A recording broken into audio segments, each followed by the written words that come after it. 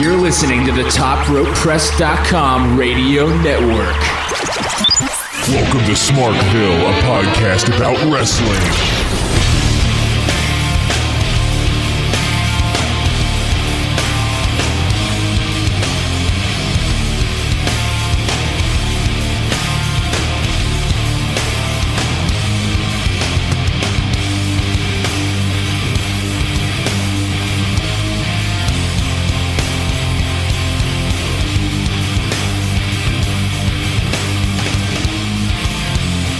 Welcome to Smarkville, episode 38. I am Bryan Batiste. And I'm John Bradley, and I think this is the earliest we've ever done it. This is the earliest episode of Smarkville ever recorded. Like time-wise, like early in the day, not like early in the events. On your East Coast time, it is 9:53 a.m. on Tuesday, May 3rd. Most people are already like well into their workday, not us. I typically would be, but I don't start till like 11 or 12 today. Yeah. Still the announcer voice. I like it. I'm keeping it forever. No, but it's been, only a full week now since you've heard from us versus the typical 2 weeks we've kind of rolled into. But there was a pay-per-view. There was Payback, and I think immediately something big happened, and that was Enzo Amore hit his head on the mat. All right, so let's get right down to it. Yeah, I want to go straight into this. First, sorry. We realized that we never said anything about China. Way to take my bit. Sorry, rest in peace, China. I would have said, like, hey, we're a wrestling podcast, and we missed some significant death, and then start playing Purple Rain in the background. That would have been funny. Yeah. I just had froth voice. Ew. Would have been. So, China, yeah, rest in peace. We don't hate China at all. Nobody actually said that we did. I don't know why I'm assuming that we ever did. Or we just realized, like, wow, we never mentioned China, and it was, like, right in the midst of all of that during episode 37. We were just so focused on trying to tell you about whether or not we hated this person that we saw in Connecticut or not. So, we're sorry. R.I.P. China.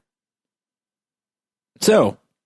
Yeah, so Enzo Amore hit his head on the mat. So, it happens, and I'm instantly like, it's fake. Because Big Cass walks up and is like checking on him, and then he instantly like walks away, and I'm like, okay, he's fine, it's a work. Nope. No, it was, and I think that's kind of how we all thought. We were all here watching, and we all seemed to think at first it was a work, and then, oh no, it's real. And then even after the medics were there, it almost seemed like, could it still be a work? And the crowd started chanting his name, and it was like, once they shifted the camera to commentary, I was like, oh my God. Yeah, as soon as they took it off, and as soon as you saw the double... I mean, even when he threw up the X, though, the ref throws up the X, and that means the medics come. Even when the medics came, it's still like it's not like we haven't seen a work like that before. It's very hard to tell, and maybe that just talks more about how we view wrestling and how weirdly fucked up we are, that, like, somebody could be severely injured, and we're just like, it's fake. Or how weird, like... Or how good wrestlers are at doing, like, when they're faking an injury just for an angle. Yeah, I mean, we thought that Sami Zayn's career was over a couple weeks ago. Yeah, it's true. Yeah. So, Enzo it was reported that Enzo came out of the hospital that same night, that he's okay. He has a severe concussion. He's off TV for however many weeks, and then that's probably just until the next test. A severe concussion, we have no idea. But it could be anything from months to never wrestling again if it's bad enough, especially because the WWE is working really hard to be very good about their concussion policy. And I guess that comes down to his history with concussions, which he was a football player. Yeah, and he said he played very hard. We go hard. Yeah. Yeah, I don't know. Who knows? I haven't seen anything around the interwebs about like potential retirement, but it's still so early no one would ever even really know. And I would hope that that's something that, as personal as it is, they're going to keep under wraps and they're not going to leak it out somehow. I mean, it's not their fault that stuff leaks, but still. We're not going to run down every moment of Payback, but I mean, the biggest thing we could take away from it is my wishes were fulfilled and that nothing really of note came out of Payback, and everything's kind of led towards Extreme Rules, which is less than 3 weeks away. I think it's 19 days from today. I think more importantly, it's not that it's leading to Extreme Rules, it's leading on the road to SummerSlam. I have to hook the soundboard back up. So yeah, it does seem like we're going to get some hokey matches at Extreme Rules, and you guessed it immediately, like, there will be a match tonight that sets up Extreme Rules. And it happened. At the end. Weirdly enough, they set up the Extreme Rules main event at the end of Payback. But it seems as if, and I don't know if you've all watched the pay-per-view and then Raw afterwards, but if not, so a count-out happens with Roman Reigns and AJ Styles because AJ Styles, as strong as he is supposed to be, couldn't lift Roman Reigns and put him back in the ring. Mm-hmm. So Shane comes out because now this whole thing that they built up of who's going to run WWE, especially Raw, Shane or Stephanie, oh, well, they'll both run it because they don't know how to do anything. So now Shane comes out and says, hey, we're going to restart the match. And then there's disqualification because I forget what happens. What actually happens that counts as disqualification? Roman hits AJ Styles in the dick by accident. Which at first I think we were like, was that a mistake? Like, was he supposed to hit him in the stomach and then it was a dick? So disqualification, no DQ, because Stephanie comes out and says restart the match, no DQ. So next month, the pay-per-view main event is an Extreme Rules match. Which, very odd. I mean, now I guess if you've watched Raw last night, they kind of played up some animosity between the two. Roman gets pissed off because he just sees AJ Styles hitting the Usos with a chair. That's only because Carl Anderson and Luke Gallows brought a chair into the ring, and the Usos end up taking advantage of it after AJ refuses to hit Roman with it. So they're just playing off this, like, John Cena-esque, like, embrace the monster inside and use the chair and be, like, a dirty player. And he's like, no, I'm not going to do it, man. Will he do it in time? That remains to be seen. But it ended with Roman powerbombing AJ Styles through the announce table on Raw. And almost missing it and killing AJ Styles. Correct. Like paralyzing AJ Styles. But, okay, so we're at this point. I kind of want to talk about this. And I think we're going to end up like touching on this too much, but I'm okay with that right now. Roman Reigns has sort of gone heel. People still hate his guts. So, very interesting to me is the fact that now, on I noticed it first in the kickoff show for Payback that they are fully addressing the fact that people boo Roman Reigns, but they're just like, Roman Reigns, he's such a blah, blah, blah personality, and the crowd just loves to boo him. It's just so fun to boo him. And like Jerry Lawler's like, yeah, it's so much fun booing Roman Reigns. I do it in my sleep, blah, blah, blah, blah. And it's like, now they mentioned it more on Raw. They're just making it seem like, hey, like Roman Reigns is a good guy. We just love booing him because it's just fun. I don't know about that, though, because he's doing heel. And, okay, I will admit that I think that they're trying to get rid of the heel and babyface. Like, this is what the character's supposed to be. But I still feel as if he is booking or being booked as I hate to say a bad guy, but you know what I mean? Like, he's dirty. I think charity work will ultimately withhold a proper heel turn. But Much like somebody else. What does that mean? John Cena. Oh, but I think that we are getting into this period of time, and we're already in this period of time, and it's just when will we allow it to happen, where there is no such thing as a standard babyface and a standard heel anymore. That he can go and do Make-A-Wishes and hug a kid that is a Make-A-Wish kid, but then hit somebody with a chair without any remorse. Yeah, I mean, Bray Wyatt, has been doing Make-A-Wishes even when he was more of a heel, so. Yeah, I think that they're just trying to embrace it. Like, oh, before Roman comes out, we'll show him hugging this kid and show a package of him and Dean hanging out with this dude. So, I don't know, it's a weird world, but I still think that if you have AJ Styles and Roman Reigns, you have a babyface and a heel, and Roman Reigns is fitting that heel. It is an odd double standard because why do we get to see Stephanie doing like Make-A-Wish and like Be a Star rallies, and then she's like vindictive on television? Because they just don't care anymore. Because I'm saying if they do it for that, then they should be able to do it for Roman. Like, I feel as if you can keep this heel versus babyface mentality in the match. That somebody will play as a babyface, somebody will play as a heel when the bell rings. But except for that, you were just get rid of it. And weirdly enough, no one did in the AJ Styles Roman match. Played heel? No. Oh, I don't think so. I felt like Roman did. I mean, he threw a low blow. That's a heel move. Well, it was an accident. It wasn't like a real low blow. It was like he went to go catch him with something. That's why it was an accident. He was just like, oh, I didn't mean to do it. Okay, I couldn't tell what he was saying to the ref, if it was like, I didn't mean to do it, or if he was just like, ooh-ah. I punched him in the dick. Yeah, I don't know, because he seemed kind of cocky. But I definitely feel like Roman is playing that heel versus AJ. But we do have a fun thing where AJ was a heel before he comes to the WWE, if I understand correctly. I could be fucking wrong. So now you have this fun little interaction between the Good Brothers, as they're being called, or the Club, as they're being called, Carl Anderson, Luke Gallows. Luke or Doc? Luke. It was Doc in New Japan, Luke in WWE. Perfect. Where those two dudes are angry, vicious dudes that want to do so many mean things, and AJ Styles isn't there yet. And I think they're going to play on this for a while, I think that they're going to make it that AJ Styles isn't ready to convert to the dark side, and either what I am guessing is happening, and maybe I'm jumping the gun, no pun intended, is he's either going to turn, or those two dudes are going to turn on him. And bring up Finn Balor, maybe be like, hey, I took over when you left, or you took over when I left. I was the head of the Bullet Club and you didn't do it justice. Bleh. I wonder if they even ever mention the words Bullet Club on TV. I think that if anything, they will just say a club in New Japan or in Japan. They might not even say like, New Japan. Or just leave it vague, like I took over when you left and it was never the same. You took over when I left. That's what I meant, yeah. Yeah. They may say something like that. They may not even try to do it at all, and they might just let the Smarks and us get like that pop of like, oh my God, Finn is here with his old Bullet Club friends. Finn versus AJ is going to happen at some point. Oh, for shizzle. But I feel like that will be, if they do it, they might not interact and say like, this was this and this was the lineage, but maybe they will. I don't know. But they could easily just do it, let us have the pop, let the geeks be happy, and not have to teach and inform everybody like, this happened in Japan and then this, because it might be too much. You're already doing that with so many of the NXT people. Like, look at the lineage of what happened before they came to WWE. Now, please care about it. They're doing it with KO, Sami Zayn. Why don't they keep it up? They're doing it with KO, Sami Zayn. They're doing it with, all of a sudden last night, Becky came out to wrestle Emma, and they were like, they used to be best of friends, and now they hate each other. And it's like, what? No.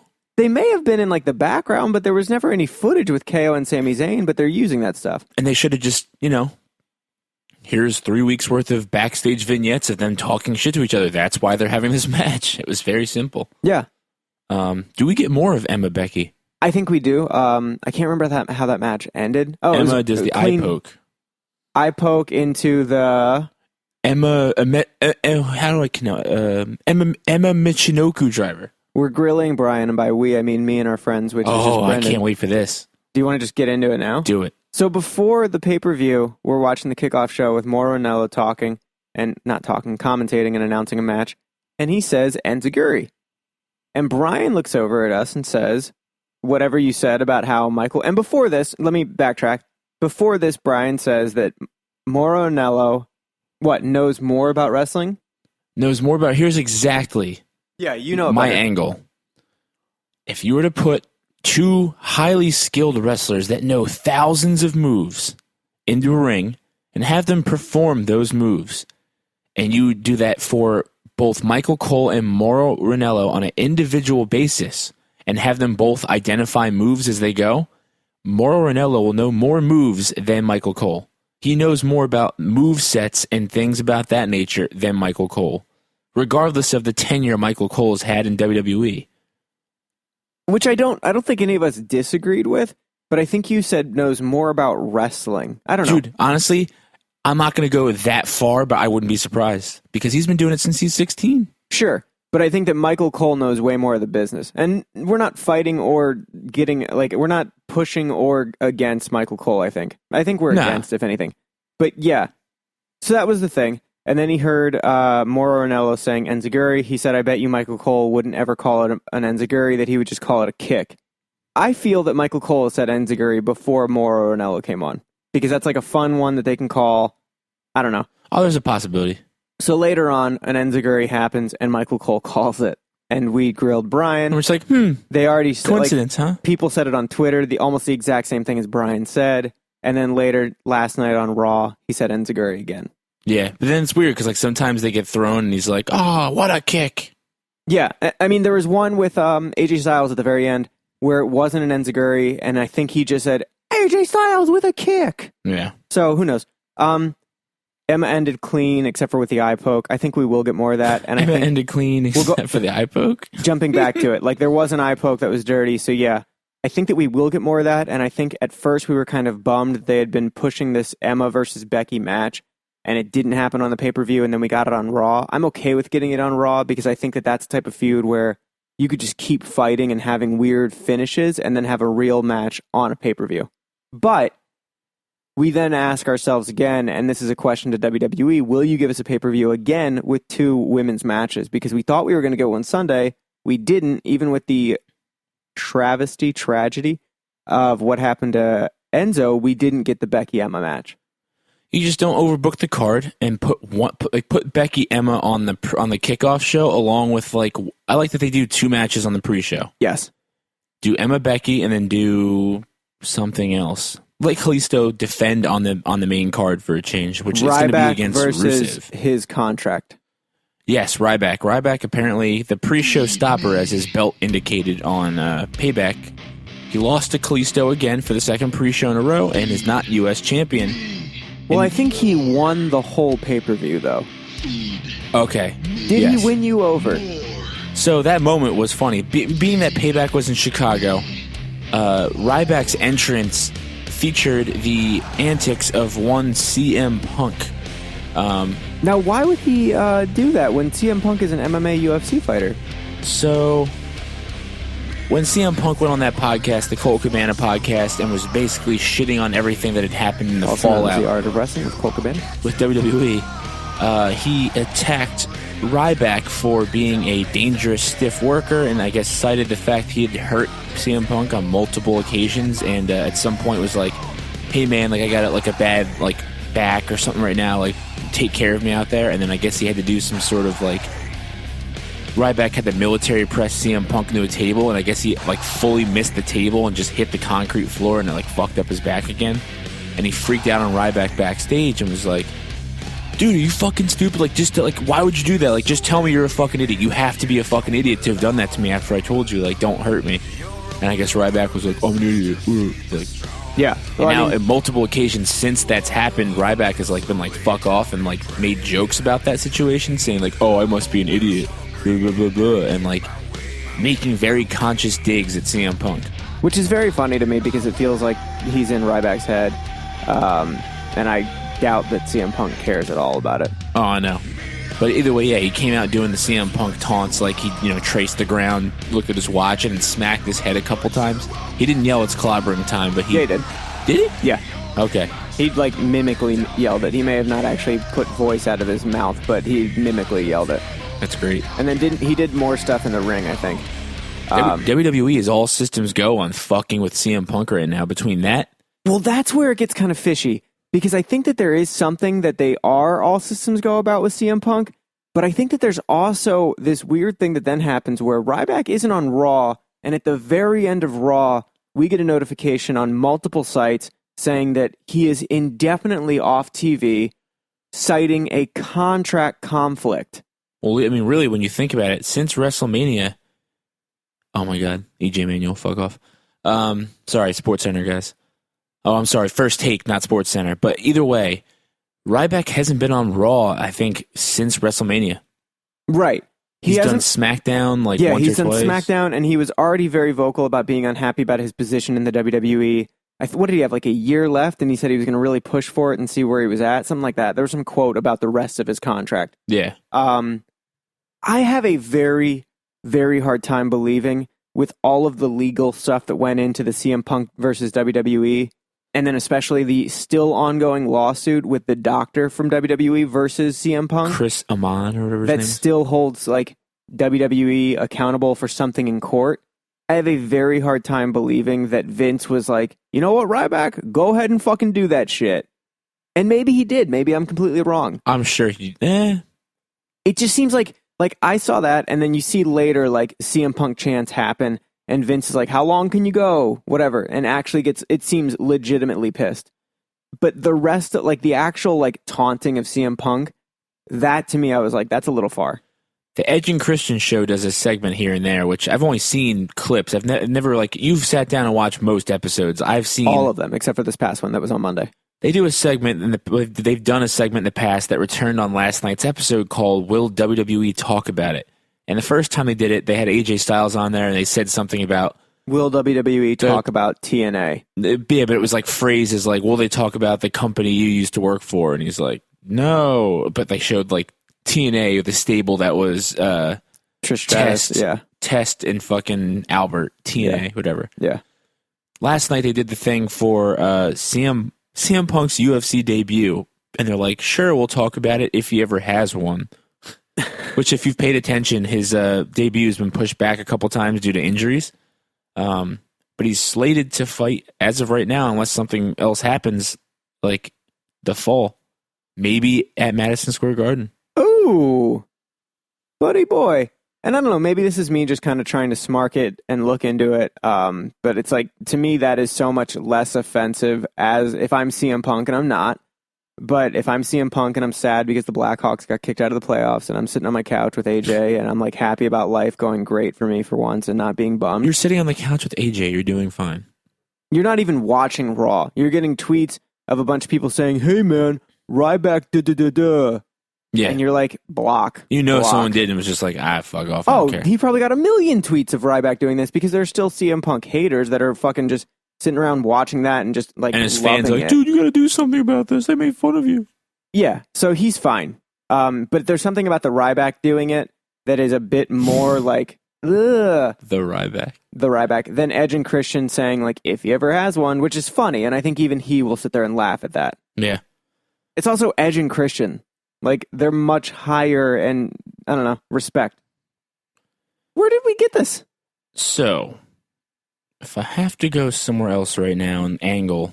Are you going, or are you just still talking slow? No, I'm trying to think. What the fuck am I going to talk about? Payback in all, was not terrible. I think a lot of people are saying it was like fucking terrible. A lot of people are saying that it was crazy bad. I don't know about that. I feel like I saw more positive. Like, wow, there was some change last night. I enjoyed it. I think I was going off of one Twitter account that popped up during Payback that we won't mention the name of, but it was a random friend that we never thought would exist on Twitter. Courtney, welcome to Twitter, man. You did it.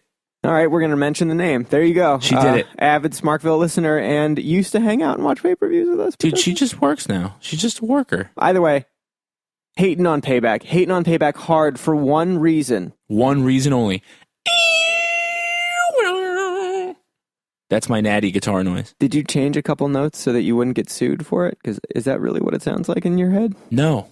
Isn't it more like, pew, like a dive bomb? So she was mad, or we'll just get into it. That fucking screw job, can you stop?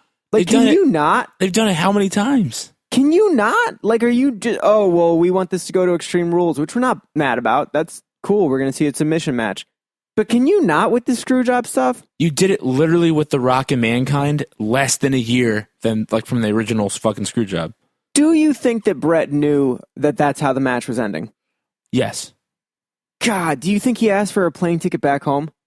They probably paid for his airfare. No, I mean, like, as soon as he shows up and they're like, all right, Brett, we just want you to know, like, this is how the end of this match is going. Do you think he was like, can I leave now? I think at this point with Bret Hart, you're not getting him in the arena until he knows why he's coming and exactly how it's playing out, and it's not getting changed.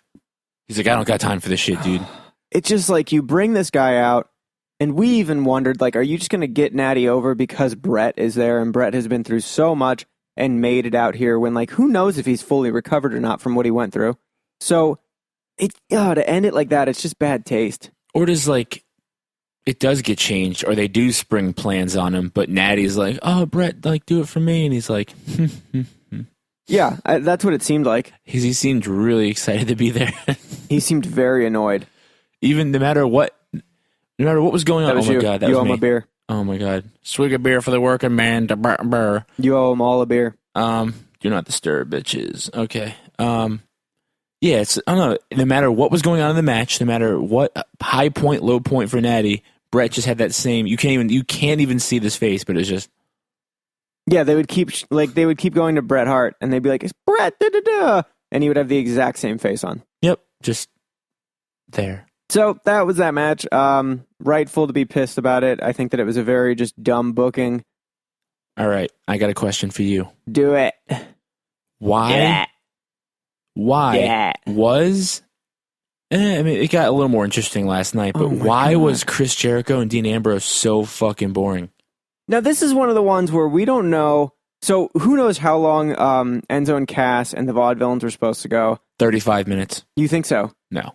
But there was definitely an extension in matches for that. It seems as if, because people, if you don't understand, they're booked for a certain amount of time on a pay-per-view card, and if one match gets cut short, they have a lot of time to fill. That's more like Bret Hart's theme song. Dun, dun, dun. Just stays up there. So it seemed as if Jericho and Dean Ambrose got the extension. And I wish that they could have taken this extension and given it to Dean versus Brock last month instead. Either way, that's It's Dean Smarky. Ambrose's fault. That's so Smarky of me. Dean sucks. Dean and Jericho was very boring. Dean is the weakest link. But was Dean and Jericho right after Sami Zayn and Kevin Owens? No. Cesaro and Miz was. That's right. And by then the crowd was already back in because Sami Zayn and Kevin Owens are great. Dean Ambrose is the weakest link. I'm sorry. He's not a great wrestler. No. My whole gimmick of like, Dean Ambrose is the greatest, it's a joke. That moveset pisses me off. Oh, Bowser, cool. He's not a good wrestler. His character's flat. Like, if I'm being honest, I really just think it's funny to pump him up because you guys hate him so much. And maybe I want to be good on, or I want to be on his good side because I think Renee's cool, and I want to like be friends with Dean. So if like I ever meet Dean and Renee, they're like, "Come over to our house and hang out," and they're not like, "No, wait, he said shit about Dean." We'll find out. We'll find out next season on Total Divas, but I feel like I'll end up hating Dean Ambrose as a person too. The best part of the Payback pay-per-view is at some point during the end, they cut back to the kickoff show, or maybe it was during the kickoff show, and Bryan looks over and goes, "Renee, who's watching that bulldog?" Because if you're off social media, then you don't know. Renee got a bulldog. Name what? Blue? Yeah, Blue. Yeah. And that dog has its own account. Hold on, I have to think of something right. Okay. I want to get into something real quick. Side note, like not Raw, but it is wrestling related. Bobby and Rosa made a fucking account for their baby. An Seriously? Instagram account for their fucking baby. That's the thing. You're a wrestler in the business, and you have a pet, and you just make an account for it. Now the pet, and maybe this is the same thing with their baby. Yeah. The pet I understand because it's like, hey, I don't want to clog up your feed. The little thing that doesn't talk that you take care of, you make it an Instagram account. But like the pet's funny because like, does the pet then become a meme of like, this is my face when, and it's the pet making a funny face? Yeah. Do you do that with the baby, or is the baby just like photos of that baby? This is a new generation. You do like literally like, oh, like here, we miss Brie, and the baby's wearing like a Brie mode T-shirt and stuff. It's just so weird to me. Like, here's the baby watching Raw. Make that side account if you want, and then be like, if you want to see photos of this, follow it. But then they still like spam your feed with photos of that baby. We all have those friends. At this point, well, they're not really our friends. we're in our we late don't know them. We're in our late 20s, whatever. You all at this point in that age group, maybe even younger, kids make mistakes. You have that friend. Mistakes. I've been a mistake, but look how good I turned out. That's a fact. Ask my parents. Everyone has that friend that had a kid, and you get relentlessly, assaulted by social media posts. Like you're watching that kid grow up by like your Facebook feed every day. We fucking like hate it when we see our friends and are like, oh, it's so annoying. I don't mind it. But if it's like a celebrity, you're like, oh my God. I don't mind it. I think it's okay, but it's just weird. You're getting ignored. I'm like, literally, you can like block people from your timelines and shit. You're gonna be off my shit if I'm seeing your kid every day. You can block people from your timelines on Instagram? But still, maybe not Instagram. Maybe. I think you actually can. I know I can on Twitter, but if I can do it on Instagram, but still follow them so they're not like, why'd you unfollow me? Holy shit. I need to end the podcast and go block a lot of motherfuckers. You could probably lower their priority on your timeline. All the way off. Probably. We'll find out. We'll figure it out later. But either way, that was a weird tangent. I just realized that last night as I was falling asleep and doing my last, like, before I fall asleep scan of the social media world. You're like, fucking babies. This fucking baby. And then I couldn't fall asleep because I was so outraged. So, where were we? Wow. So Natty got screwed over in a screw job. Okay. And Dean Ambrose and Chris Jericho was born. Sucked, yeah. So Shane and Stephanie are now running Raw. It looks as if, I'm going to mesh these two together. It looks as if we're going to get a fatal four-way, Sami Zayn, Kevin Owens, Miz, Cesaro for the IC title. Which I'm cool with. Yes. I kind of really thought that as soon as Kevin Owens said, I want my title back, that it would be Cesaro going over. Cesaro did not go over. Disqualification. Correct. So now Protect we get all the participants involved. If you have a fatal four-way, it is a no DQ match. Kevin Owens looked strong on Payback. That was the first of the first glimpse of the KO show where he was out there for a match, won the match, clean even. Was it clean? Yes. Yeah. Sorry, I'm yawning. It's early. Oh man! And then ended up on commentary, just being better than Michael Cole. Being better than Michael Cole and just like shitting on Byron Saxton. I love that everyone shits on Byron Saxton. I love that, like, funny. Be a star, and then everyone just completely bullies Byron Saxton every week. So it looks like that's where we're going with it. I'm okay with that. We'll get into predictions in however many weeks before Payback or Extreme Rules. I feel like if anything, next week will be the week where we like don't show up to work. Oh yeah, I can tell you that right now. I'm not showing up. So we have 3 matches confirmed on the card as we speak. It is Roman Reigns versus AJ Styles in an Extreme Rules match for the title. You have Natty versus Charlotte for the Women's Championship in a submission match in which Ric Flair is banned from ringside. And you have the New Day versus the Vaudevillains for the tag team titles. Big Cass sticking around on TV. We were kind of talking about this last night. That was terribly run through, whatever. We were kind of talking about this last night where, and maybe this is like too far of a joke. We'll figure it out when you guys hear it. Whatever happened to Enzo, very unfortunate. But then you look around and you're Cass and you're getting to tag with the New Day, the champions that have been the champions for a year at least, or have been like the top dogs. And then you are the Vaudevillains who, there's no blaming, and we're very aware of that, but they get to tag with the Dudley Boys. And it's like, man, I feel bad for Enzo, but this situation's kind of cool right now. Yeah, it's like it happened quick. It's like, wow, look who I'm surrounded by. I'm already like in the thick of this on Raw. Fuck yeah. So, maybe we get, again, predictions way too early, but maybe we get the New Day versus the Vaudevillains and then Cass interrupts. Yeah, like, interferes. Is there a third person that could join up with the Vaudevillains? I mean, I know they had Blue Pants in the past, but she's not going to be on. Could you fucking imagine Blue Pants coming to the main roster for one match? She broke her ankle, so she's not going to be doing that. She could still come out in a blue cast. That's true, but how much of an impact can you have in a blue cast and you come into the ring like 2 miles an hour? Good point. Da, da, da, da, like just in the music, and you're like, what? Oh my God, it's Blue Pants. And the main roster wouldn't get it. Still, best chant from NXT Brooklyn besides, really, there wasn't that many because it's not fucking Full Sail. Blue Pants City. Blue Pants City.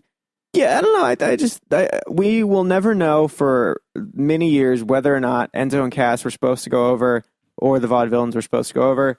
But if you sit there and you do the whole babyface versus heel, it makes sense that the Vaudevillains would have gone over because the New Day are very much the babyfaces right now.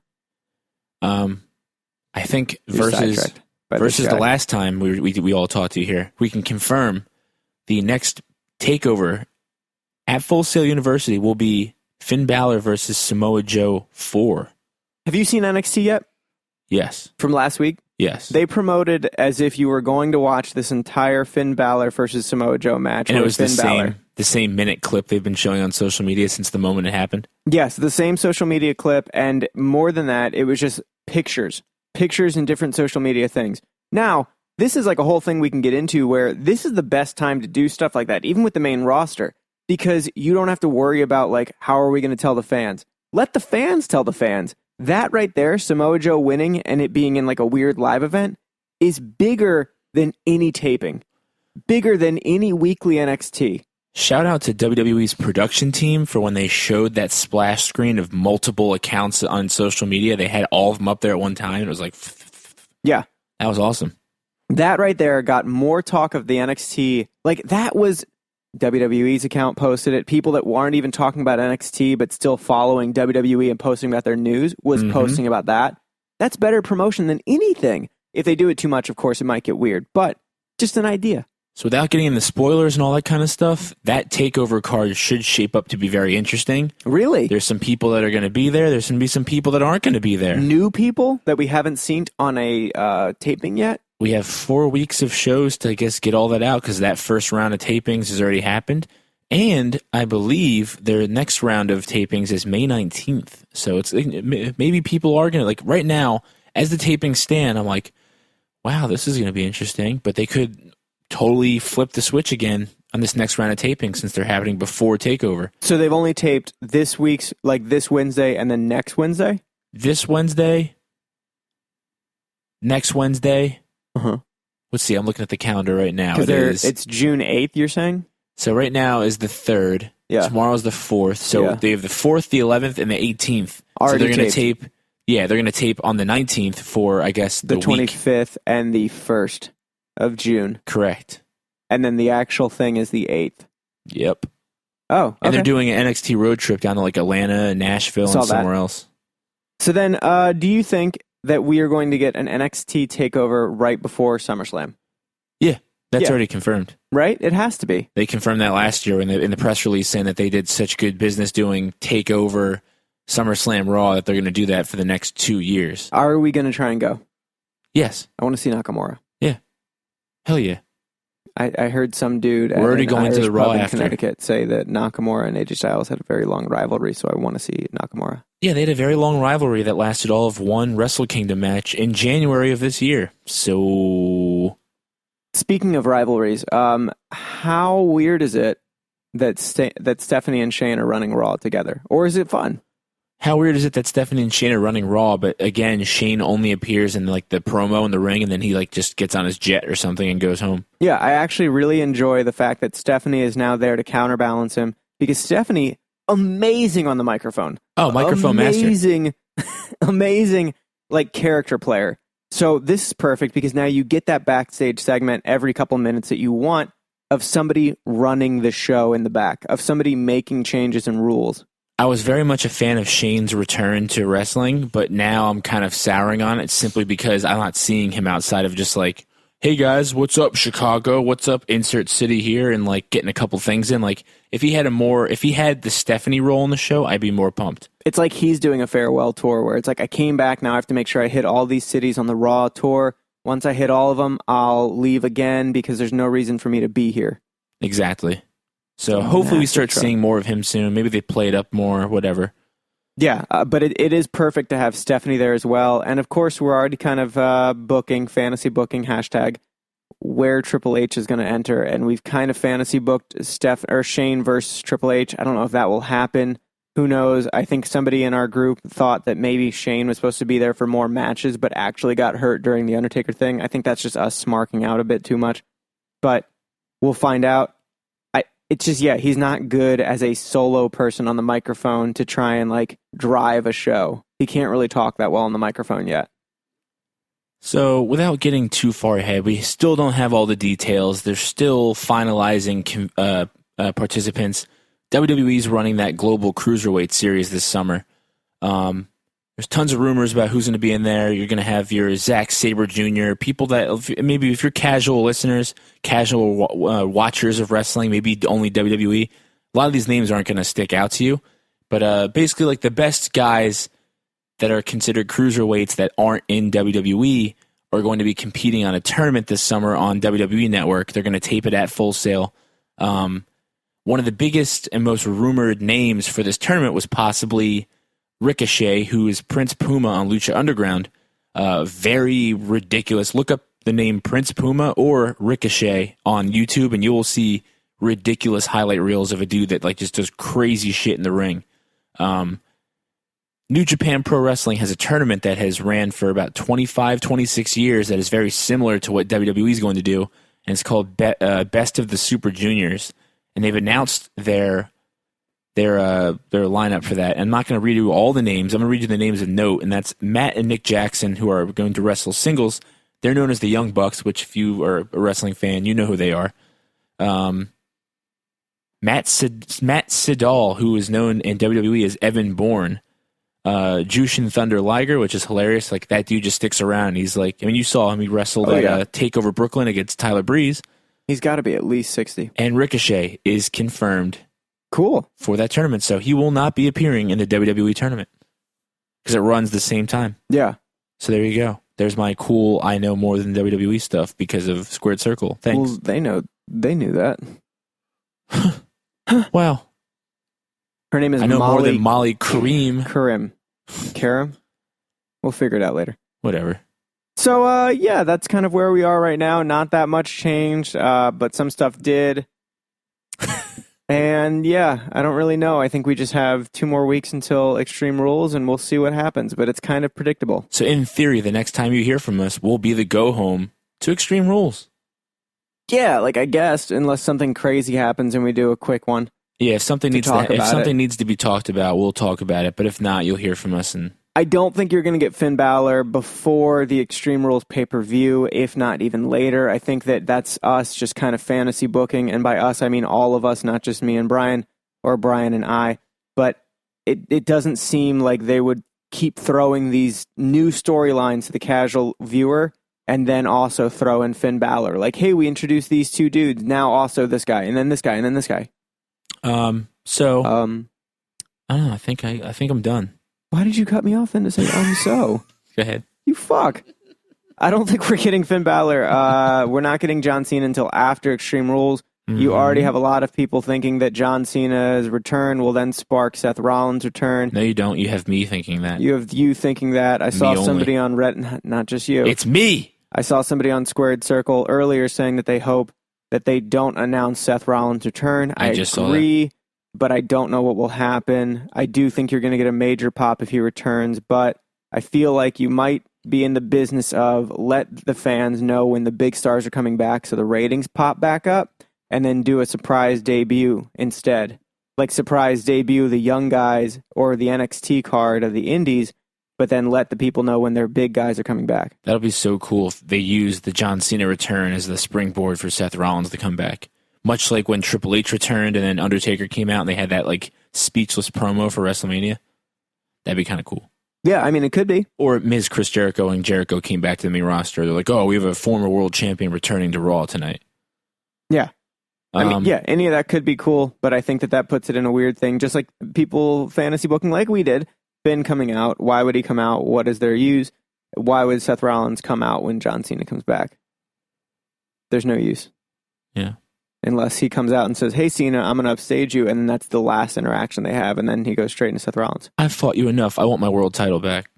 Yeah, like it would just be like, hey, I heard you were coming back. I'm also back now. Roman Reigns, where are you in the back? Where are you? But I think that Roman Reigns has to finish his stuff with AJ Styles first. We'll find out in 19 days from the Prudential Center in Newark, New Jersey, where we're sitting Rock. Nice and close. And close. I still haven't understood how close we are getting. The Rock. What about The Rock? Isn't it called The Rock? Oh, yeah, it's known as The Rock. Yesterday was The Rock's birthday, and he put out an app called The Rock Clock that is basically just him singing songs to wake you up, and then he spends... As soon as you wake up, he gives you like a fucking way too long motivational video where he talks softly in the middle of his Ford. I'm going to get some thick frame glasses. I'm going to set my alarm clock to wake up for The Rock for a week, and I'm going to write like a stupid article and then get it on Vice. I woke up the same time as The Rock. Do you think it's that easy to get on Vice? I woke up the same time as The Rock for a week, and here's what it was like. You think very little of Vice, I'm just understanding. Dude, fuck everybody. Fuck the internet. Okay.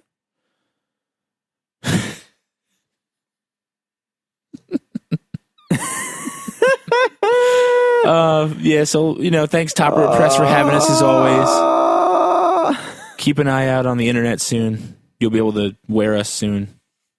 Just shut up. Yeah. You ruin all the surprises. You would be the one that tweets out that John Cena is coming back. You would be the one that tweets out that Seth Rollins is coming back. You would be the one that tweets out that Finn Balor's coming back. Those are my favorite wrestlers for the week. I'm done. Okay, bye. Bye, this is John Bradley, and that's Bryan Batista. That's not how you say my last name. This is Brianna Batista. That's if I was a Hispanic woman. Brianna's not Hispanic. It's not just solely Hispanic. But there are a lot of problems we have to address off air. Okay, bye. All right, bye. Thanks for listening to Smarkville. See you either next week or the week after that. I don't know. I don't want to say because that ruins the surprise. Bye.